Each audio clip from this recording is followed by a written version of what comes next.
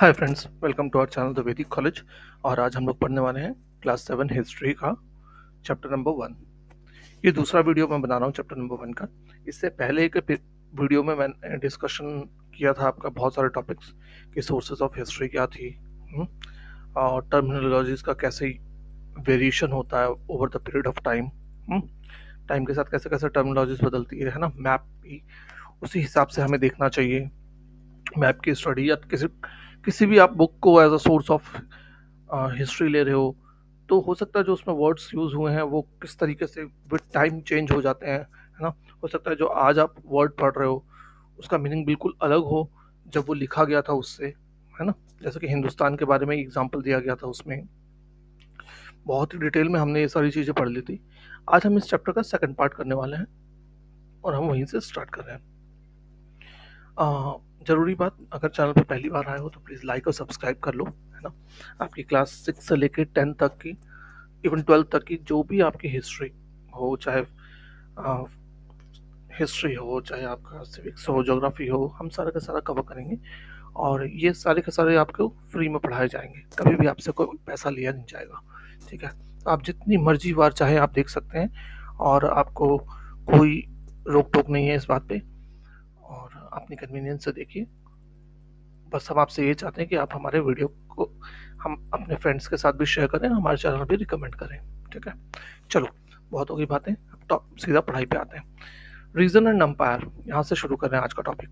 अब देखो, इस बुक में आप आने वाले टाइम में पढ़ोगे कि जो 700 से लेके 1750 का पीरियड हम पढ़ने वाले हैं इस बुक में, है ना, उसमें बहुत सारे अलग अलग डायनेस्टीज आती हैं रूल करने के लिए। जैसे आपने एंशिएंट पीरियड में भी देखा था, है ना, मौर्य डायनेस्टी थी, उसके बाद फिर बहुत सारे आए, है ना, शिशुनाग डायनेस्टी आई, उससे पहले नन डायनेस्टी का था रूल। तो इसी तरीके से इस पीरियड में भी बहुत सारे डायनेस्टीज आएंगे, इवन यूरोपियन कंट्रीज भी आएंगे इंडिया में, ठीक है। उनका भी किस तरीके से धीरे धीरे पहले वो ट्रेडिंग के लिए आती हैं, फिर किस तरीके से वो रीजन्स को कैप्चर करने लग जाती हैं, वो सारा हम यहाँ पे पढ़ेंगे, ठीक। तो यहाँ पे एग्जांपल दे रखा है कि आप पढ़ोगे यहाँ पे चोलास के बारे में चैप्टर 2 में, अगले चैप्टर में तुगलक्स के बारे में पढ़ोगे चैप्टर 3 में, फिर मुगल्स के बारे में पढ़ोगे चैप्टर 4 में, ठीक है। फिर एक प्रशस्ति होती है। प्रशस्ति मतलब क्या? प्रेज लिखी जाती थी, है ना, किसी के भी बारे में प्रेज लिखते थे, उसको प्रशस्ति बोलते थे। और ये प्रेज किसके लिए लिखते थे? नॉर्मली ऑब्वियस सी बात है, रूलर के लिए लिखी जाती थी प्रेज की बातें, पोएट्स लिखते थे उनके, और ये नॉर्मली संस्कृत में ही लिखी जाती थी। अब देखो यहाँ पे ना एक एग्जाम्पल दे रखा है, ऐसी बहुत सारी प्रशस्ति के बारे में आप पढ़ोगे, ठीक है, थ्रू आउट द पीरियड। और इवन मौर्य काल में भी था प्रशस्ति, है ना, और आप इस पीरियड में भी आप प्रशस्ति देखोगे। तो एक संस्कृत प्रशस्ति मिलती है हमें, दिल्ली का एक सुल्तान था ग्यासुद्दीन बलबन, ठीक है, और उसका रूल कब से कब तक था? 1266 से लेकर 1287 तक। आप इसके बारे में भी पढ़ोगे आगे। उसमें लिखा गया है, क्या मेंशन किया गया कि उसका जो अंपायर था वो कहाँ से कहाँ तक था? बंगाल, ईस्ट में बंगाल से लेकर के वेस्ट में अफगानिस्तान की एक जगह है गजनी, वहां तक था, ठीक है। और उसमें सारे एरियाज में इंक्लूडेड थे, साउथ इंडिया वगैरह सब कुछ, ठीक है। तो आपका जो पूरे रीजन के लोग हैं, आप देखो इस मैप में भी आप देख सकते हो, पूरा मेंशन है। गौड़ के लोग, गौड़ मतलब बंगाल को बोला जाता है, आंध्रा, केरला, कर्नाटक, महाराष्ट्र, गुजरात, ये सब के सब उसमें लिखा गया है कि जब इसकी आर्मी पहुंची वहां पे तो लोग भाग गए वहां से, ठीक है। अब ये हिस्टोरियंस जो हैं इस बात को देखते हैं कि ये बढ़ा चढ़ा के लिखा गया है ना। ऑब्वियसली बात है, वो बढ़ा चढ़ा के थोड़ा बहुत तो लिखते थे। आपको अपना कॉन्साइंस ध्यान रखना पड़ता है, कॉन्शियस होकर पढ़ना पड़ता है कि हाँ, जो इस बारे में चीज़ें लिखी गई हैं वो क्या है। ऐसे ही आपने हर्षवर्धन की प्रशस्ति पढ़ी थी लास्ट ईयर, है ना, उसमें बहुत कुछ बढ़ा चढ़ा के लिखवाया गया था, बाणभट्ट ने बहुत कुछ बढ़ा चढ़ा के लिखा है। तो हमें उसको, मतलब आप पढ़ रहे हो तो उसको बहुत कुछ उसमें से एक्स्ट्रा हटाना पड़ता है, ठीक है। अब ये जो रूलर्स क्लेम कर रहे हैं इतने बड़े बड़े एम्पायर्स का, जरूरी नहीं है कि ये सही हो सकता है गलत भी हो। इसके लिए हमें क्या करना पड़ता है? इन प्रशस्ति के साथ साथ हमें दूसरे सबूत भी ढूंढने पड़ते हैं ना, दूसरे रिसोर्सेज को भी खंगाल के देखना पड़ता है कि हाँ एक्चुअली था भी कि नहीं था ऐसा रूल। और ये रूल्स हमें कैसे पता चलेंगे? जो ये वाला पीरियड है, मिडेवल पीरियड है, जो इस बुक का पीरियड है 700 से लेकर 1750 में, हमने लास्ट लेक्चर में भी पढ़ा था कि बहुत सारे टेक्सचुअल रिसोर्सेज हमारे पास अवेलेबल हैं यहाँ इस पीरियड के, है ना। रिकॉर्ड्स हैं, लैंड रिकॉर्ड्स हैं, आपके टैक्स रिकॉर्ड्स हैं, तो हमें पता चल जाएगा कि अगर वो बात सही है कि नहीं। अगर किसी रूलर का इस एरिया में रूल होगा तो हमें वो लैंड रिकॉर्ड्स से या फिर दूसरे टाइप के जो रिकॉर्ड्स हैं, जुडिशियल रिकॉर्ड्स हैं या टैक्स रिकॉर्ड्स हैं, उनसे पता चल जाएगा हमें, है ना। ऐसे ही एक और पोएट है बहुत ही फेमस मिडिल पीरियड का, अमीर खुसरो, 1318 में उसने एक चीज लिखी थी। उसने इंडिया को डिस्क्राइब करते हुए लिखा था कि यहाँ पे ना बहुत सारी लैंग्वेजेस हैं इस लैंड में। सिंधी है, लाहौरी, कश्मीरी, द्वार समुद्री सदर्न कर्नाटका में, तेलंगाना आंध्र प्रदेश में, गुजरारी गुजरात में, माबारी तमिलनाडु में, गौरी बंगाल में, अवधी ईस्टर्न यूपी में, हिंदवी दिल्ली के आसपास। ठीक है। अमीर खुसरो ये भी लिखता है कि ये सारी की सारी लैंग्वेज एक दूसरे से कहीं ना कहीं अलग थी। हाँ, लेकिन एक लैंग्वेज तो बिल्कुल ही अलग थी, संस्कृत का के है। और संस्कृत लैंग्वेज कॉमन पीपल नहीं बोलते थे, वो सिर्फ और सिर्फ ब्राह्मण्स के लिए थी वो। ठीक, ये भी लिखा है अमीर खुसरो ने ये चीजें। अब आप सोच के देखो, 700 जब 700 एडी तक हम पहुंचे, है ना, उससे पहले भी बहुत सारे हमने डायनेस्टीज को देखा, है ना। उनका इम्पैक्ट ऑब्वियसली रहा। रीजन, अलग अलग रीजन्स में अलग अलग डायनेस्टीज रूल करती थी इंडिया में, तो हर किसी की अपनी लैंग्वेज थी और अपना कल्चरल आइडेंटिटी थी, वो उसी तरीके से डेवलप हुई। फॉर एग्जांपल आप देखो, बंगाल में अलग लैंग्वेज है ना, बिहार में अलग लैंग्वेज है, यूपी में अलग लैंग्वेज है। देखो, बंगाल के अलग फेस्टिवल भी हैं कुछ एक, या फिर अगर मान लो आप दुर्गा पूजा वगैरह देखो, दुर्गा पूजा वगैरह नॉर्थ इंडिया में हर जगह पूजा होती है, लेकिन वहाँ पे एक अलग ही आइडेंटिटिकल पूजा होती है ना, स्पेशल पूजा होती है। फिर आप बिहार आ जाओ थोड़ा सा, तो बिहार में देखो वहाँ अलग फेस्टिवल है कुछ एक, जैसे छठ वगैरह है ना, तो वो बिल्कुल ही अलग फेस्टिवल है जो पूरे इंडिया में नहीं मनाया जाता था कहीं। तो ये कुछ एक चीज़ें आप देख सकते हो, कल्चरल डिफरेंसेस, है ना। लैंग्वेज वाइज तो डिफरेंस है ही है, बिहार में भी बहुत सारी लैंग्वेज हैं, यूपी में भी बहुत सारी लैंग्वेज है अलग अलग। ईस्टर्न यूपी की अलग है, वेस्टर्न यूपी की अलग है, फिर वेस्टर्न यूपी में भी बहुत सारी लैंग्वेजेस आपको देखने को मिल जाएंगी। जैसे आप मुरादाबाद वगैरह जाओ, उधर अलग लैंग्वेज है, मथुरा वगैरह जाओ, अलग लैंग्वेज आपको दिखेंगी। राजस्थान में भी सेम है, भले ही राजस्थान एक इतना बड़ा स्टेट है, लैंग्वेज भी राजस्थानी है, बट राजस्थानी में भी अलग अलग डायलेक्ट्स हैं। हाँ, और अगर आप पंजाब की तरफ जाते हो तो पंजाबी जैसी राजस्थानी बोलते हैं वो। हाँ, अगर आप हरियाणा के पास के हो तो हरियाणवी जैसी राजस्थानी है वो। हुँ? फिर अगर साउथ गुजरात की तरफ चल जाता तो गुजराती जैसे उनका कल्चर मिलता जुलता है। तो हर जगह का अलग अलग इम्पैक्ट देखने को मिलता है। क्यों? क्योंकि उस साइड की पॉपुलेशन भी उस एरिया में आकर रहने लग जाती है। अब वो दोनों तरफ की लैंग्वेजेस बोलते हैं, है ना, तो उसका इम्पैक्ट फिर लोकल लोगों पे आने लग जाता है। ठीक, आप इसी बुक में आप आगे पढ़ोगे चोल्स के बारे में, खिलजी के बारे में, तुगलक के बारे में, मुगल्स के बारे में, है ना। और इन लोगों ने कहीं ना कहीं पैन बहुत बड़े बड़े अंपायर बनाए जो पूरे पैन इंडिया पे था कहीं ना कहीं, है ना। मुगल्स का रूल पूरा इंडिया पे था लगभग लगभग। ऐसे ही खिलजी तुगलक का बहुत बड़े एरिया पे था, चोल्स का भी साउथ इंडिया में बहुत बड़े एरिया पे अंपायर था। तो आप समझ सकते हो कि ये किस ये लोग कहीं ना कहीं किसी एक पर्टिकुलर एरिया के होंगे, लेकिन जब इन्होंने पूरे एरिया में कब्जा किया तो अपना कल्चरल इम्पैक्ट भी वहाँ छोड़ा होगा, है ना। कल्चरल इम्पैक्ट छोड़ा होगा, सोशल इम्पैक्ट जिसको हम कह सकते हैं सोशल इम्पैक्ट, और अपना लैंग्वेजेस भी एक्सचेंज की होगी। ठीक है। अब ये एम्पायर्स इतने बड़े बड़े थे। अब देखो, जब ये एम्पायर्स ने किसी एक एरिया को अपने अंडर में लिया, फॉर एग्जांपल जैसे हम बात करें, जो आपने पढ़ लिया मगध का रूल, है ना। जब मगध पटना पटना से वो था उसका सेंटर, है ना, जब वो साउथ इंडिया की तरफ गए होंगे, उन्होंने, अब उनके आने से पहले भी वहाँ पे कोई ना कोई तो राज करता था, उनके अपने सिस्टम थे, है ना, सोशल सिस्टम थे। जैसे वहाँ पे पुलिस का सिस्टम भी होगा, और इकोनॉमिक सिस्टम होगा, टैक्स का सिस्टम होगा, उनका जुडिशियल सिस्टम होगा, है ना, एडमिनिस्ट्रेशन का सिस्टम होगा। लेकिन जब वो लोग आए तो उन्होंने भी अपना कुछ डेवलप किया, तो दोनों मिक्स होके एक नया ट्रेडिशन बन गई, है ना। तो इस तरीके से उस जमाने में क्या हुआ कि जब पैन रीजनल चीजें आई और उन्होंने, जो भी डायनेस्टी आई जैसे मगध की डायनेस्टी थी, तो उन्होंने रीजन जो लोकल एरिया था उस पर इम्पैक्ट डाला अपना, है ना। और वो कहीं ना कहीं वो चीज़ें रह गई, जो अच्छी चीज़ें थी वो रह गई, जो बुरी चीज़ें थे वो लोगों ने नकार दी, नहीं एक्सेप्ट की, है ना। वही हुआ। तो आज भी आप कहीं जाओगे तो आपको कहीं ना कहीं देखेगा कि शेयर ट्रेडिशंस हैं हमारी, है ना। Management of the economy same है, कहीं ना कहीं आप जैसे जैसे पढ़ोगे एलिट्स का कल्चर सेम है, लैंग्वेजेस सेम रह गई कहीं ना कहीं, ठीक।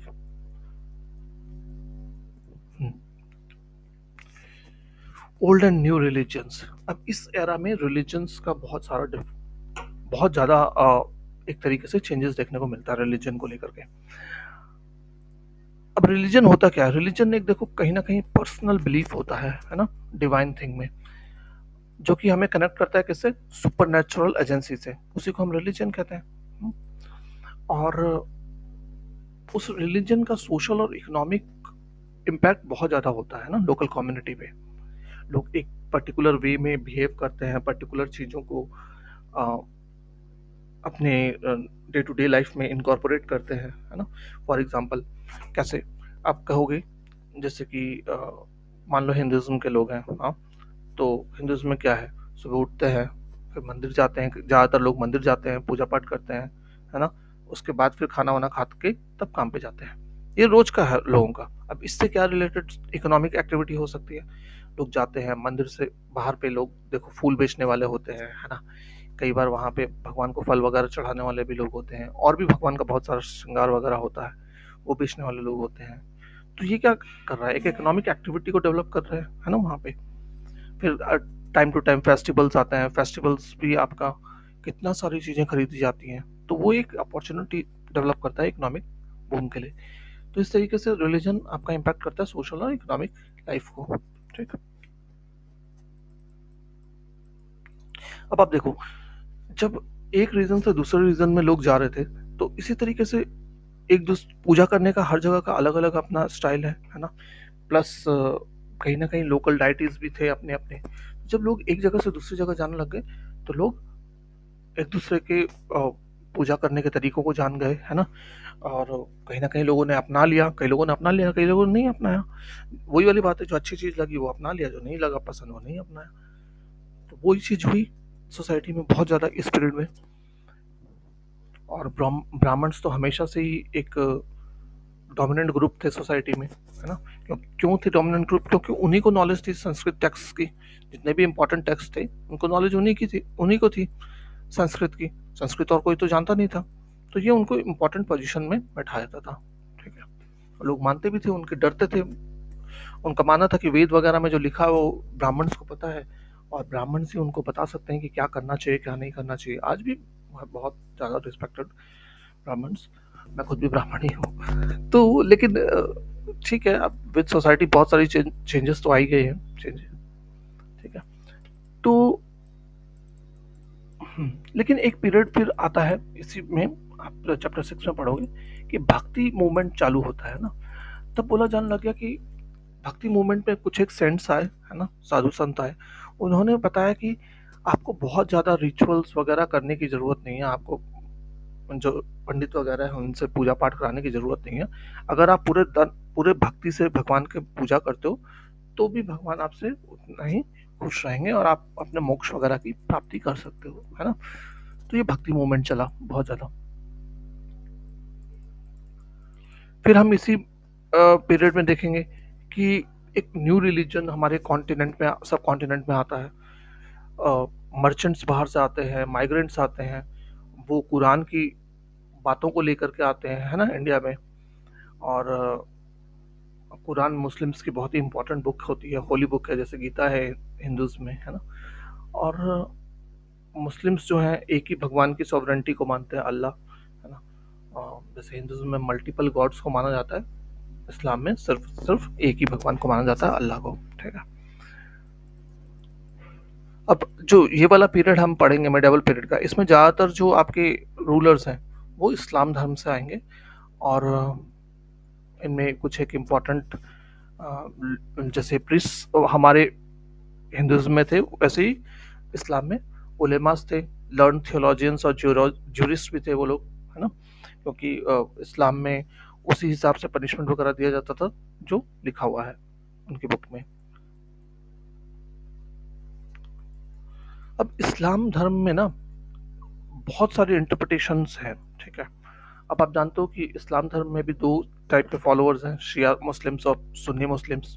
डिफरेंस क्या है? शिया मुस्लिम्स जो है वो बिलीव करते हैं कि जो प्रॉफिट मोहम्मद के सन इन लॉ थे, अली, वो लेजिटिमेट लीडर थे मुस्लिम कम्युनिटी के।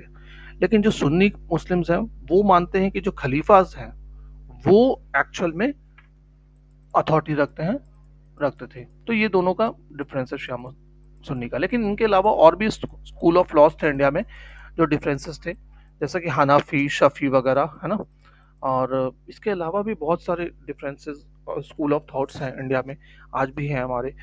जैसे मैं ज़्यादा तो नहीं जानता इस्लाम के बारे में, लेकिन बरेली का अलग है ना, अजमेर का अलग स्कूल ऑफ थॉट है। ऐसे ही बहुत सारे इंडिया में अलग अलग स्कूल ऑफ थॉट्स है ना, थियोलॉजी के। Thinking about time and historical periods. अब देखो, हिस्टोरियंस के लिए टाइम क्या है? वो ऐसा नहीं है टाइम कि 1 घंटा हुआ, 1 दिन हुआ, 5 दिन हुआ, कुछ 1 साल 2 साल या कैलेंडर हुआ, है ना। टाइम हिस्टोरियंस के लिए है कि सोसाइटी में क्या चेंजेस आते हैं, है ना, सोशियो इकोनॉमिक चेंजेस क्या आ रहे हैं सोसाइटी में, वो उनके लिए एक टाइम पीरियड होता है। और जब हम किसी पीरियड को स्टडी करते हैं तो उस पीरियड में क्या होना चाहिए, कुछ शेयर्ड कैरेक्टरिस्टिक्स होने चाहिए। जैसे हम अभी पढ़ रहे हैं 700 से लेकर 1750 का पीरियड के बीच की हिस्ट्री पढ़ेंगे, तो यहाँ पे शेयर्ड कैरेक्टरिस्टिक्स हमें बहुत सारे देखने को मिलेंगे। क्यों? यहाँ पे डोमिनेंट जो रूलर्स होंगे वो ज़्यादातर इस्लाम से आएंगे, ठीक है। और आपके, तो ये हुआ। इससे पहले आप पढ़ रहे थे एंशिएंट इंडिया, वहाँ अलग आपका कैरेक्टरिस्टिक्स सिमिलर थे, है ना। तो आप देखते हो 19th सेंचुरी के मिडिल में ब्रिटिश हिस्टोरियंस ने जो इंडियन हिस्ट्री को है वो डिवाइड किया 3 पीरियड में, हिंदू, मुस्लिम और ब्रिटिश। अब उनका ये डिवीजन करने का बेस क्या था? रिलीजन था, है ना। उनका मानना था कि यहाँ जो इंडिया में चेंज हुआ वो खाली सिर्फ और सिर्फ रिलीजियस में चेंजेस आए, इनकी इकोनॉमी, सोसाइटी वगैरह, कल्चर वल्चर में कुछ चेंज नहीं आया, ये ऐसे के वैसे ही हैं। अब ये आप जानते हो कि ये चीज़ें बिल्कुल गलत है, क्योंकि हमारी जो कल्चर है वो बहुत ही डाइवर्स और रिच था, और over the period of time बहुत ज़्यादा चेंजेस आते हैं इसमें।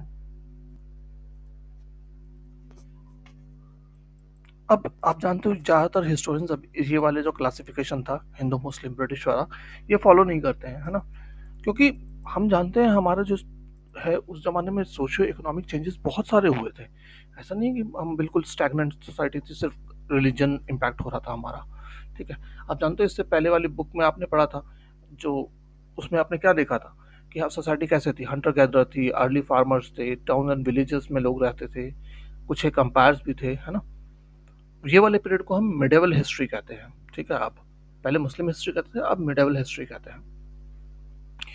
आप देखते हो इस पीरियड में देखोगे कि बहुत सारे चेंजेस आते हैं, सिर्फ हिंदुइज्म और इस्लामी रिलीजन नहीं आते हैं। यहाँ पे आप देखोगे कि ब्रिटिशर्स भी इंडिया आते हैं, ब्रिटिशर्स आते हैं, साथ में आपके और भी यूरोपियन कंपनीज आती हैं, फ्रेंच, डच, पोर्तुगीज, ये सब के सब इंडिया आते हैं, है ना। और उनका भी इम्पैक्ट इंडिया पे बहुत ज़्यादा होता है। आप जान के हैरान रह जाओगे कि जो मुगल्स थे उनसे पहले तो पोर्तुगीज इंडिया में अपने आप को स्टैब्लिश कर चुके थे अच्छा खासा, है ना। और 1498 में आपका आया था वास्को डी गामा, और पानीपत की पहली लड़ाई जो बाबर की हुई थी वो 1526 में हुई थी, 1526 में हुई थी। तो उससे पहले ही पुर्तगाली आ चुके थे इंडिया में, और वो कहीं ना कहीं सेटल भी हो चुके थे। ये 26-28 साल जो उनसे पहले आके उन्होंने अच्छा खासा सेटलमेंट कर लिया था साउथ इंडिया में अपने आप को, ठीक है। तो ये, और साथ ही साथ एक तरफ मुगल्स डेवलप कर रहे थे, अपने आप को स्टैब्लिश कर रहे थे, और साथ ही साथ में ये जो यूरोपियन कंपनीज थी ये लोग भी अपने आप को स्टैब्लिश कर रहे थे धीरे धीरे। और पैरेलली इन्होंने क्रिश्चियनिटी को भी फैलाया इंडिया में। जब इस्लाम फैल रहा था इंडिया में तो क्रिश्चियनिटी भी पैरेलली फैल रही थी। तो ये कहना बड़ा ही गलत है कि आप हिस्ट्री को इस तरीके से डिवाइड करते हैं कि हिंदू, मुस्लिम और ब्रिटिश के तरीके से। ये गलत डिवीजन है, ठीक है। और जहाँ तक बात आती है कि ठीक है 16th और 18th सेंचुरी बिल्कुल अलग था 8th सेंचुरी के कंपैरिजन में, लेकिन ऐसा नहीं है कि उस जमाने में हम बिल्कुल डार्क एज में थे, कुछ चेंजेस नहीं हो रहा था, है ना। हाँ, आप देखोगे मेडावल पीरियड में बहुत सारे मटेरियल प्रोग्रेस हुई, इंटेलेक्चुअल एडवांसमेंट हुआ, है ना। आप मॉडर्निटी किसको डिफाइन करते हैं, कैसे बोलते हो किसी चीज़ को कि मॉडर्न है? इंटेलेक्चुअल के बेस पे, है ना, और मटेरियल प्रोग्रेस के बेस बेस पे बोलते हो कि इंडस्ट्रीज आई, ये वो, है ना। तो मिडेवल पीरियड में हमने देखा बहुत सारी इंडस्ट्रीज डेवलप हुई। ठीक है, उस जमाने में आज जैसी इंडस्ट्रीज नहीं थी, लेकिन वो इंडस्ट्रीज तो आई थी बहुत सारी, है ना, और बहुत अच्छी इंडस्ट्रीज थी। ज़्यादातर मैनुअल इंडस्ट्रीज थी, मानते हैं हम, मशीन्स नहीं थी, लेकिन इंडस्ट्रीज तो थी। हम कपड़ा बनाने में हम नंबर वन थे, है ना। हम ज्वेलरीज वगैरह बहुत अच्छी बनाते थे, और इवोरी का वर्क वगैरह हमारा बहुत ज़बरदस्त होता था। तो इंडिया बहुत चीज़ों के लिए फेमस था। तो हम तो मैक्सिमम एक्सपोर्ट ही करते थे। अंग्रेज जो आए थे हमारे इंडिया में, वो आए इसीलिए थे हमारी चीज़ों को लेने के लिए, हमारे साथ बिजनेस करने के लिए। ये थोड़ी ना आए थे हम पर राज करने के लिए, तो वो तो बिजनेस करने आए थे। तो हम बहुत ज़्यादा एडवांस थे। तो ये कहना बिल्कुल गलत है कि हाँ, हम मॉडर्न नहीं थे उस जमाने में, और मॉडर्न पीरियड अब शुरू हुआ है। तो इसीलिए कभी कभी डिबेट होता है कि मिडेवल पीरियड को मिडेवल ना कह के वो कहीं ना कहीं मॉडर्न से कोलैप्स करता है ना, मॉडर्न के साथ मिलता है, क्योंकि उस जमाने में भी काफी सारा मटेरियल प्रोग्रेस और इंटेलेक्चुअल एडवांसमेंट हुआ था। ठीक है।